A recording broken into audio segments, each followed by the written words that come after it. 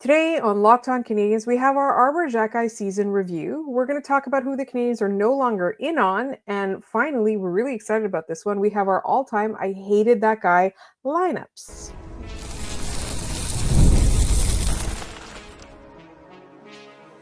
You are Locked On Canadiens, your daily podcast on the Montreal Canadiens.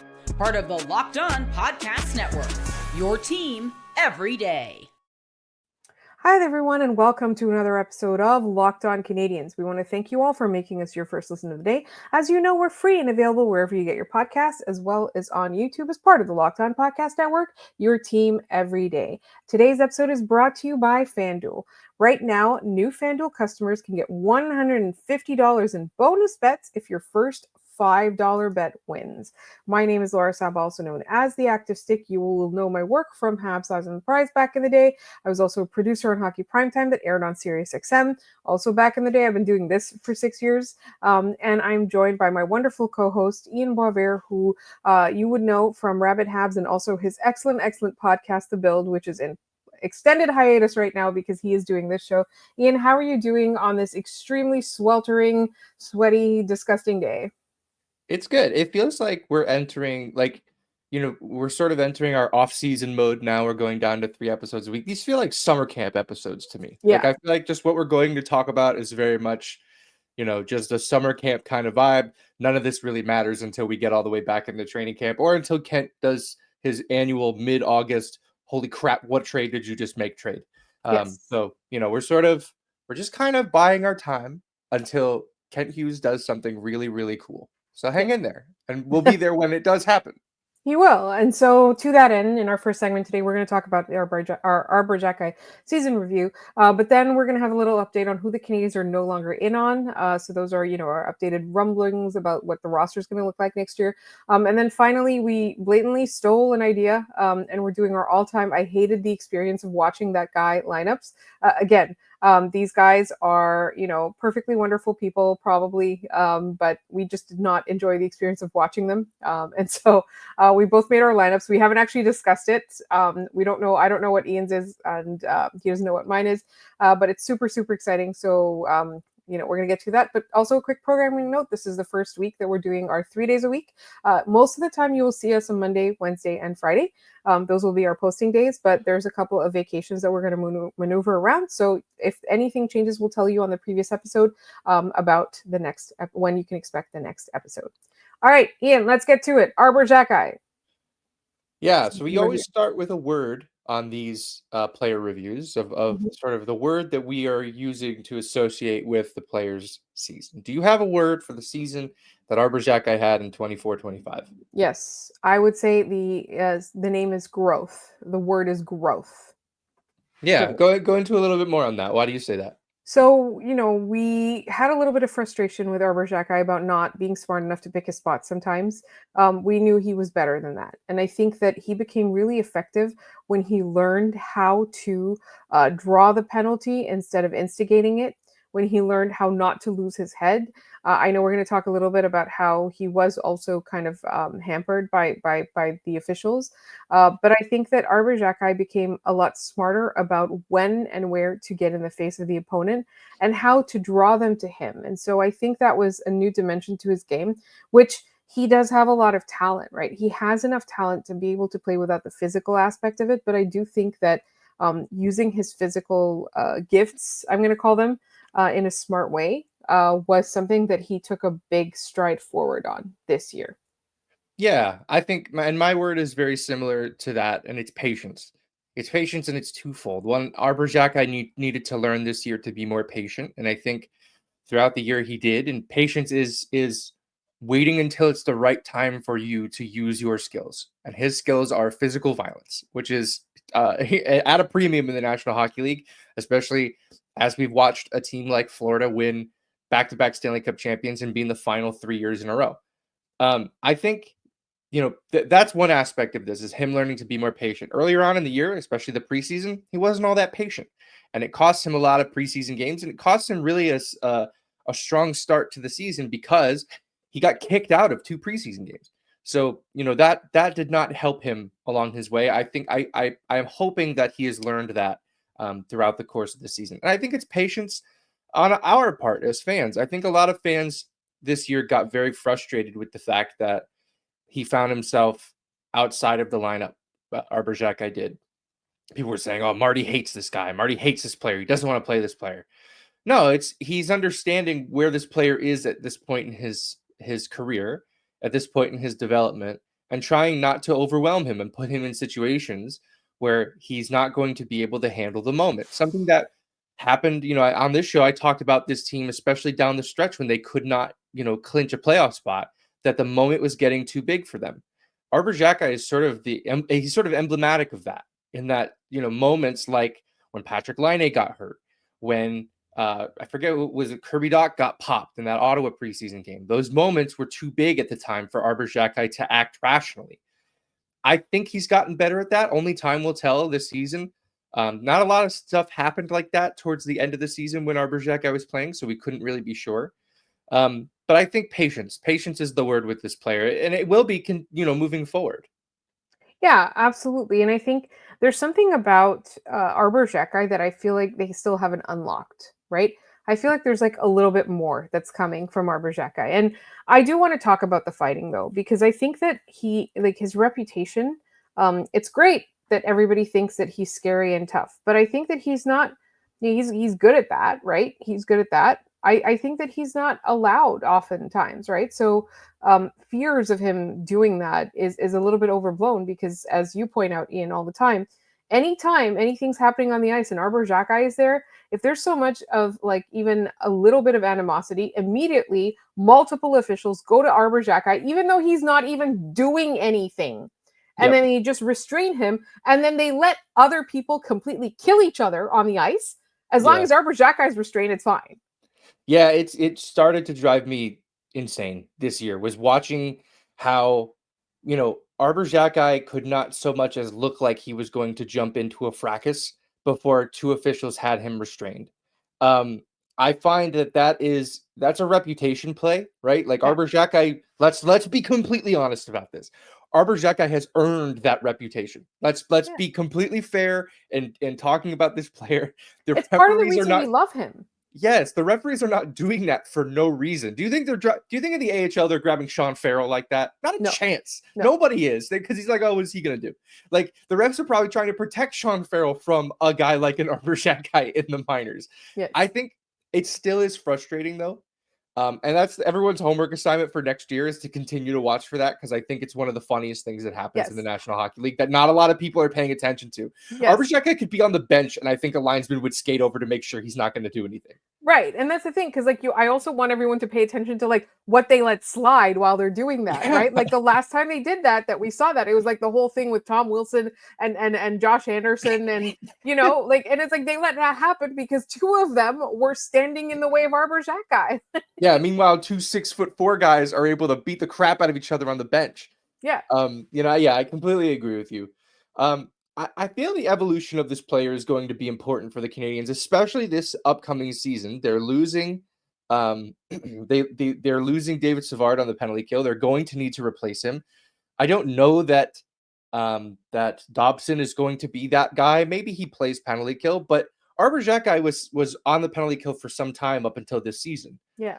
And maybe I'm wondering if he gets back into that role. Yeah. Right.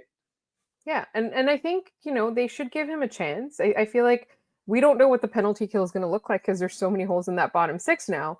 I feel like they should just experiment for the first couple of weeks and see what works. Like, my hope is that they give each iteration of this penalty kill some time to gel before they move on, but they don't waste too much time trying to make it work before moving on. That's my hope for next season, because I don't know if we can expect one of the top penalty kills in the league again. Yeah, no, I agree. And I think this is, whoever can penalty kill is going to be the differentiator between Jaden Struble and Arber Xhekaj next year. Yeah. They're going to be fighting for the same spot on that third pair, assuming they're both still here, which as of right now, we have no reason to believe they won't be. Whoever can penalty kill effectively is going to win that spot, because right now neither of them play special teams. So they're kind of, that is not a differentiator between those players. So Arber Xhekaj can come out and steal a penalty killing spot, well, now you have to keep him in the lineup because look, he's better at penalty killing than Jaden Struble. But the opposite is also true. If Jaden Struble comes out and he dominates on the penalty kill, that's going to be his spot. So that's an interesting battle to watch heading into camp this fall. Yes, absolutely. All right, so we are going to move on and talk about the updated roster rumblings. But first, speaking of Arber Xhekaj, we have a subscriber contest. So this is a contest for our YouTube subscribers. Please subscribe on YouTube. And we are giving away Ian's Precious Habs memorabilia. We've got a very beautiful picture of Josh Anderson that is signed.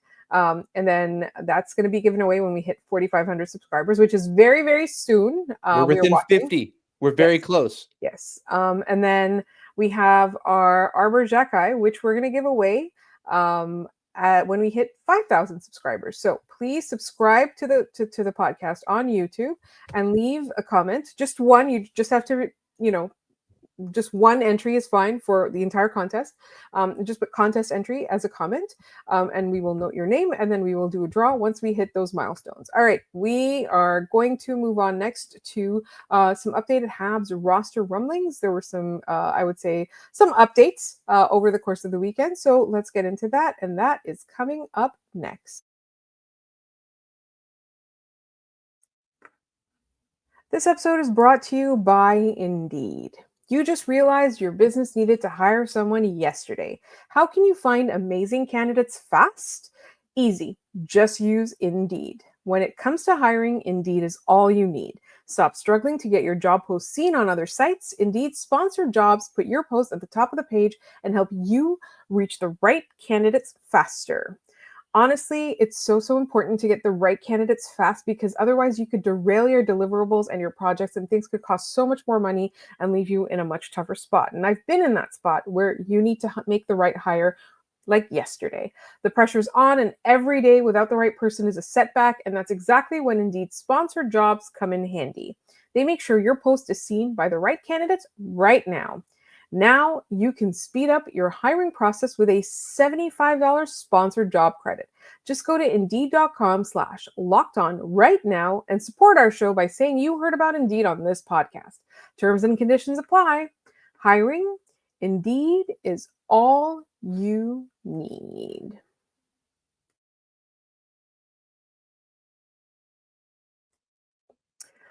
All right, so we've been doing rumor roundup for the past couple of weeks. It feels like nonstop. We've been doing it every episode, but over the course of this weekend, we got a couple of updates. The first, I think, the most notable one being that the Habs are not in on Evgeny Kuznetsov. Now, it was really difficult for me to kind of figure out if it was like that they were never in or if they were no longer in, right? Yeah, I think it makes sense that they were interested in this player for a time. They probably gauged interest with the agent. The agent, by the way, was the one who came out and said, "Yeah, it's not happening in Montreal." So we can take that to the bank. Like that's not, it's not. We're not making, a mountain out of a molehill here. I think that this would have been a gamble for Montreal had they gone through with this.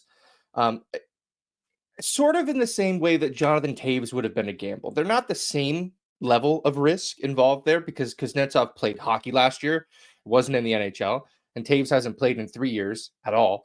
So, I mean, it's similar in that, you don't know what these guys have at the NHL level anymore. So to that extent, like, I think it makes sense that Montreal balks at this. I also think that, if you're looking for someone to insulate, Ivan Demidov on that second line, bringing in Evgeny Kuznetsov doesn't really do that. Yes, he adds some offensive punch. He's gonna get the most out of him offensively and pump those point totals up, maybe help him hit some of those rookie bonuses or those Schedule A bonuses on his contract. But it's not. It would not have helped defensively at all. It would not have provided a safety net for that player, which I think Montreal is still trying to do in a certain respect. It's why, like, I think the line of Line Doc Demidov would be really fun offensively and just a complete nightmare defensively. Like, you would not want to see that. So for that reason, it makes sense the Canadiens aren't really all that interested anymore in Evgeny Kuznetsov. It also makes me wonder, and the same with the second player we're going to talk about, do the Canadiens are they now suddenly more comfortable with who they are at center? or do they have their eyes on somebody else? So that's my question is I feel like they're just always inquiring and listening and they have their ear to the ground no matter what. It's like if your team has centers, they're asking you if they're available, right? I think that's where that's what it's that's how it's going. I feel like with the Kuznetsov thing, it was probably a thing where like it was no stone unturned, right? Right. Um, and I think that at the end of the day, like we all know that this is not the roster it's going to be when they're contending. So they're still experimenting and they're trying to mix and match. And also speaking of this, I did want to bring up something about Slavkovsky. Like I feel like there's lots of people that are kind of determined that he's a bust and nothing is going to, dissuade them from that. And then they hold up certain things. And I think that it's true that Slavkovsky has to be more consistent. We can't have second half Slav. We need full season Slav. I think that that's objectively and legitimately true, right?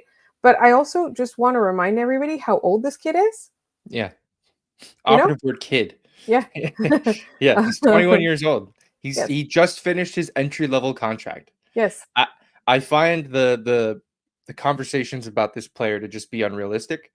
Mhm. Just not really thinking about where this player sits within reality, just within their unrealistic expectations for this guy Yeah. are just they're unfair. He's 20. If he's playing like this at 26, 25, 26, okay, cool. Let's talk Yes. then. Yeah. But we're seeing flashes right now, and we're seeing more and more of them put together, and eventually he'll just be fine. Yes. I can't.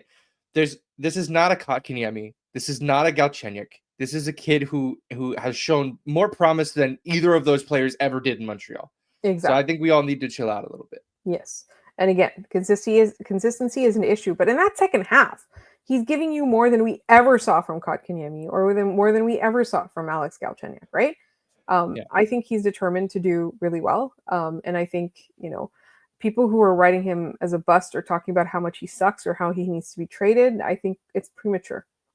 Like Yeah. Ian said, let's wait until he's 25, 26 and then have that conversation then. And I'm happy to eat crow when the time comes. Yeah. Yeah. For sure. Let's do Joe Veleno then. The Yes. other option that Yes. Montreal was looking at apparently on the free agent center market. Not only were they looking at him, he was skating with the Canadiens. Yes. He was bought out by the Kraken after being traded there from Chicago, so he became a free agent immediately. He could do whatever he wanted. He took a couple of skates with Nick Suzuki and folks in Montreal. Ultimately, like even before the Canadiens had made a decision on this, I didn't understand the interest here at all. Yes, he's a left shot center. That really is it as far as what matches with the needs of the Canadiens. He's not a penalty killer. He can't win faceoffs at a significant rate. Like it just didn't make any kind of sense, like why they were bringing him in. It just seems like people like I think folks drew that line and were like, oh, he can replace Christian Dvorak. No, he very cannot. Like Yeah. that's not what this player is at all.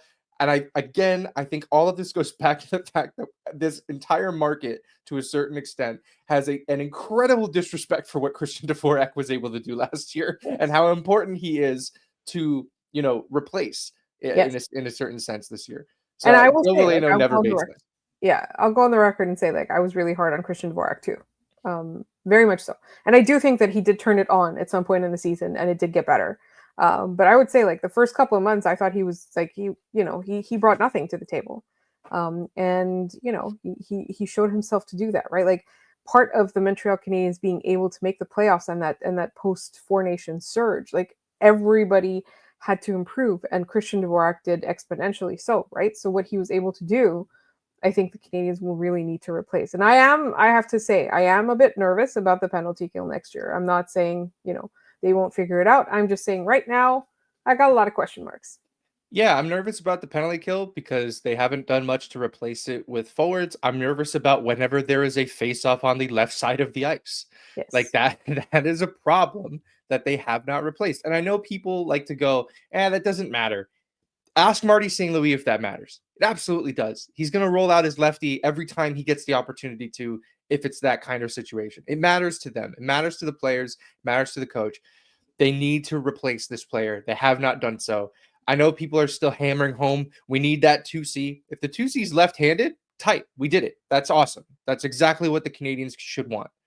But like they haven't done either to this point, which is it is concerning, and it's going to continue to be very concerning as we get closer to camp. And as we are watching these players in camp and realizing, we don't have that option internally. Like that becomes something that 20, 30 games into the season, you're looking to add to your roster. Yeah. But the good news is there's still more than 2 months before they have to report for training Yeah, camp. plenty of time. The Canadians have time to think about it, and always don't forget that Kent Hughes likes to surprise us in the middle of August with a blockbuster trade. So you never know what might be up his sleeve. My theory is that it's going to happen when either I'm on vacation next week or Ian's on vacation in August. One of us is not going to get to talk about it. But either way, what we are going to get to talk about is our next topic, which I'm very, very excited about. And it is our all-time, when we were watching, like, in our experience of watching hockey, who is our all-time I hated that guy lineup. And that's coming up next.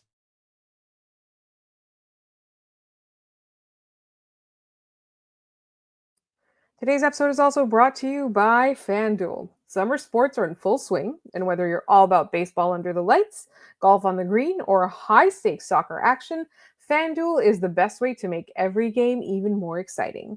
You're already following the action, so why not make it a little more thrilling? With FanDuel, you can get in on the game while your friends are getting sunburned at the beach. I've been using FanDuel to track my favorite matchups, and the app keeps it fresh with new daily promotions and fun ways to bet. It's easy to use, fast to pay out, and makes even regular season games feel like must-watch events. Whether I'm placing a same-game parlay or watching a bet right into the 9th inning, FanDuel makes it feel like I'm part of the action. If you're new to FanDuel, new customers can bet just $5 and get $150 in bonus bets if your first bet wins. Open the FanDuel app today or visit FanDuel.com to get started.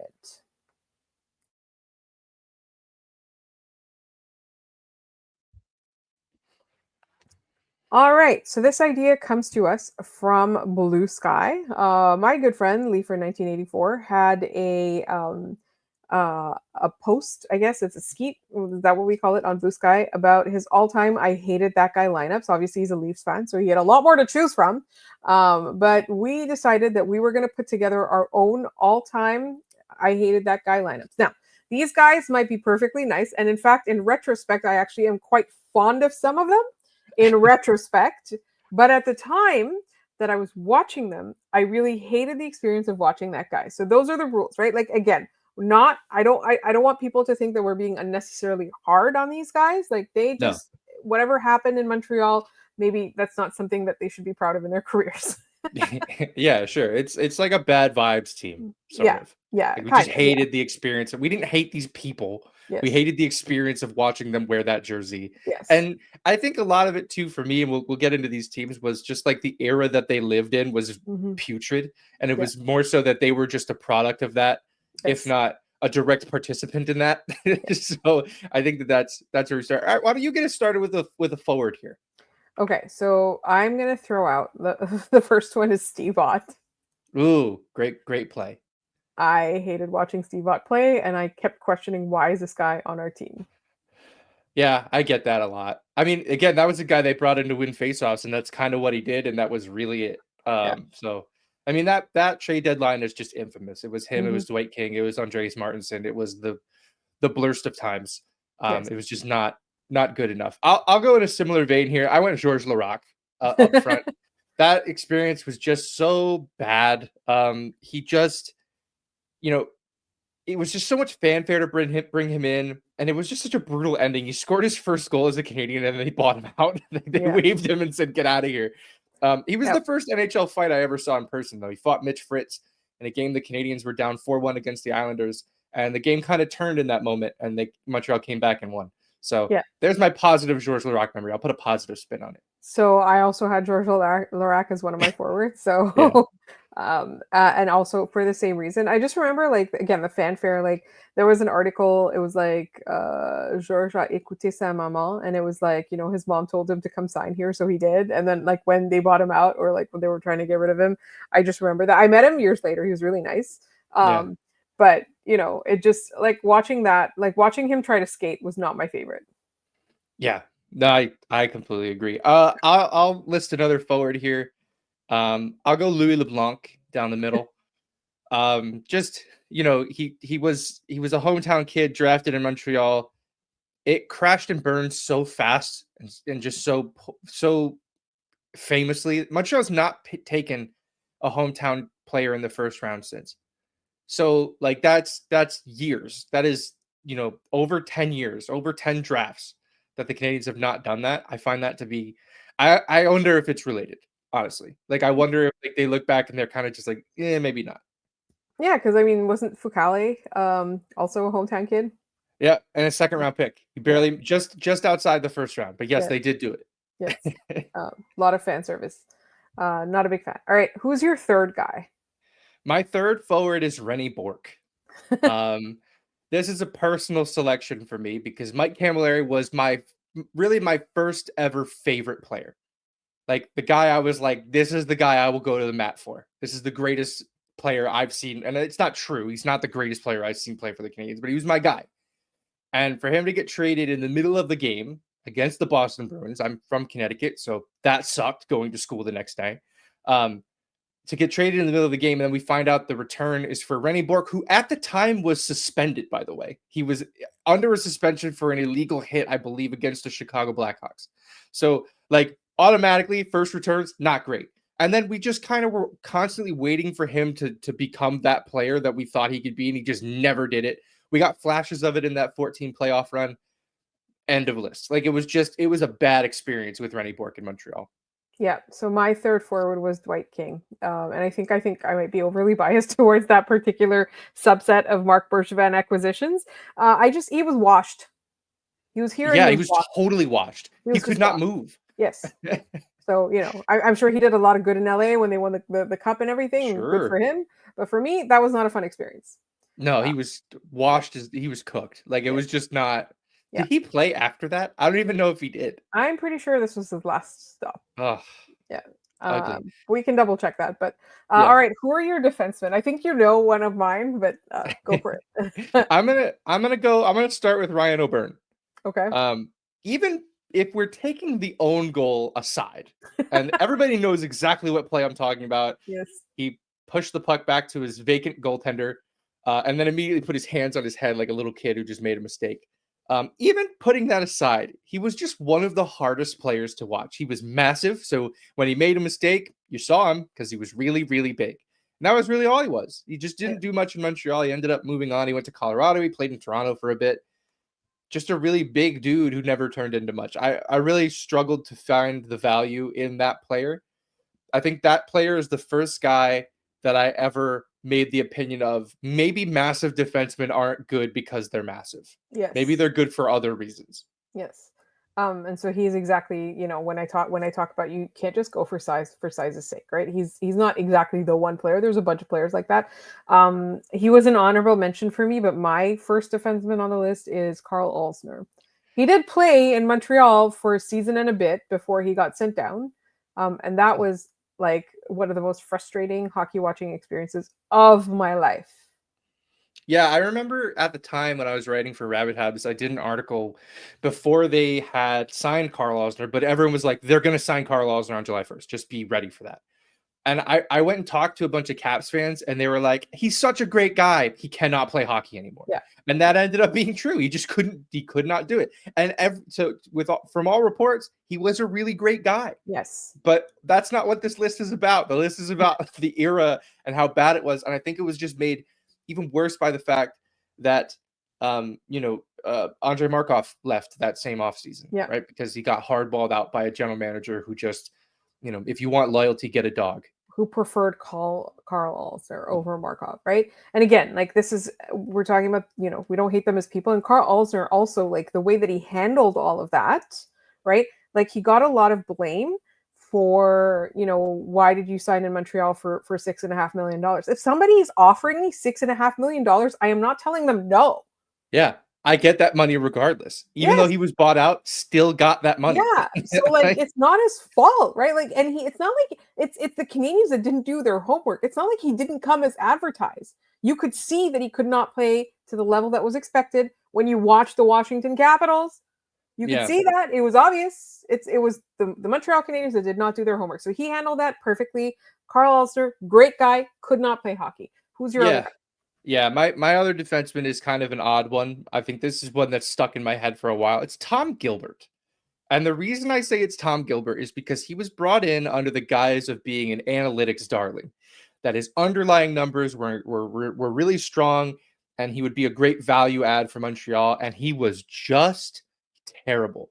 And I believe that his billing as an analytics darling set back that analytics conversation in Montreal by many years. Yes. Because they all went, well, we tried it. We tried it with your guy. It didn't work. So now Douglas Murray's next. Like, that's sort of what I think how that ends up happening. Yes.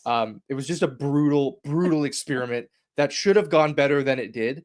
But, just because you get an analytics player and you put him under Michel Therrien, who would be the coach on this team, by the way, the teams that we're building, it would be Michel Therrien coaching them. It was never going to work. Yeah, absolutely. So that's my second guy. Douglas no, Murray, really? Yeah, he is. I was so hard on him. Like, we did not know each other then, Ian. But I was a bully. I'm glad he was not on the internet, because I would have cyberbullied him. I love him now. Like, I find so much value in him as a person now. Like, he's so interesting, right? Like, he's so smart. Like, he had a business. Like, he was always good natured. Like, his teammates loved him. I just hated watching that guy try to keep up with the play. Like, that's incredible. I wouldn't have, I thought I was really reaching for a B-side there with Tom Gilbert, but no, that's part of the Laura Saba lore. That's incredible. Yeah. So I remember, like, I think it was Sean Gentili. So I used to really love gifts and stuff like that. So every time I'd ask for a gift from someone, be like, oh, can someone get me a gift for, of that play? He would just respond to me with a picture of Douglas Murray.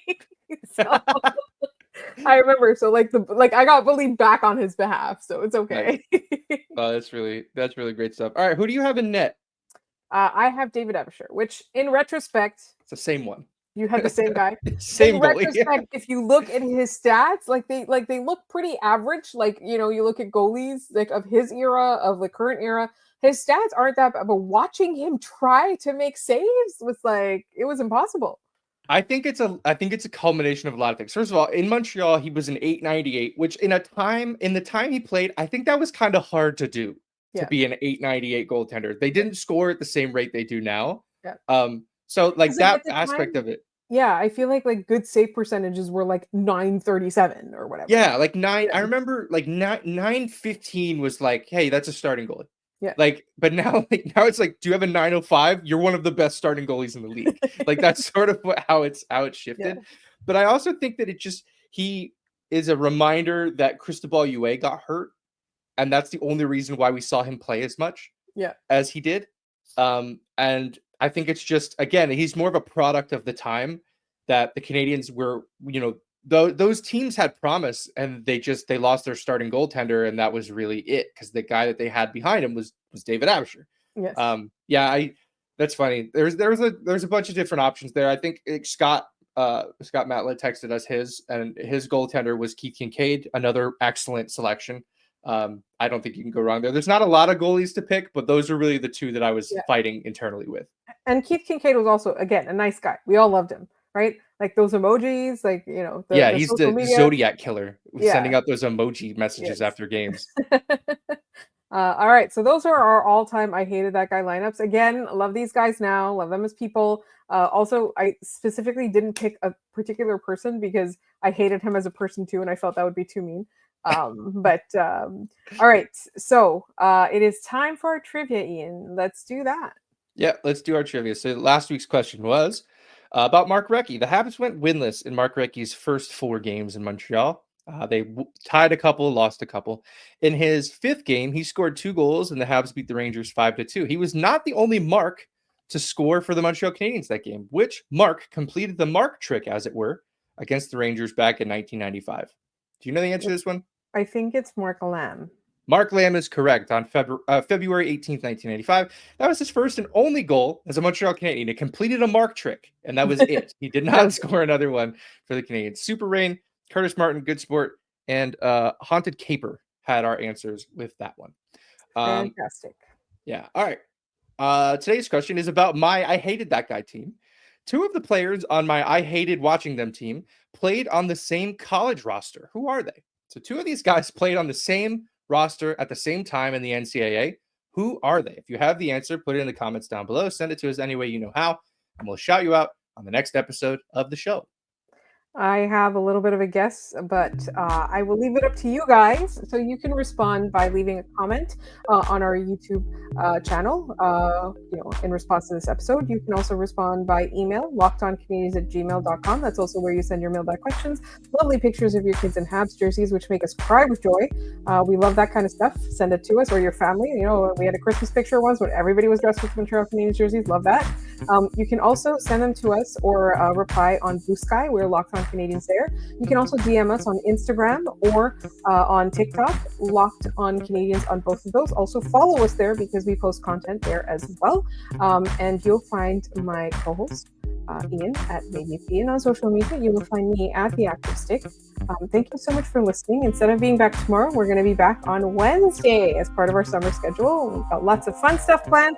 So make sure you are subscribed to this podcast here, as well as on wherever you get your podcasts.